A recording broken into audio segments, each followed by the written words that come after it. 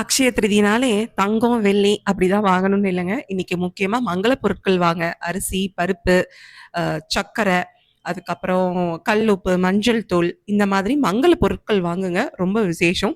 சுவாமி கும்பிடும்போது பூஜை அறையில ஒரு சொம்பு நிறைய தழும்ப தழும்ப தண்ணி வைங்க. தண்ணி வைக்கிறது ரொம்ப ரொம்ப முக்கியம். சுத்தமான நீரா இருக்கணும். அது மட்டும் இல்லைங்க, இன்னைக்கு மேலும் ஒரு தகவல் பார்க்கலாம்.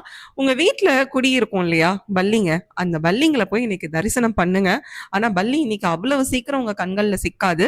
ஆனா அதையும் மீறி நீங்க பல்லிங்கள இன்னைக்கு பார்த்துட்டீங்க, ஒரே ஒரு பல்லிய பார்த்தா கூட போதும், 7 ஜென்ம பாவம் நீங்கும் அப்படிங்கிறது ஐதீகம்.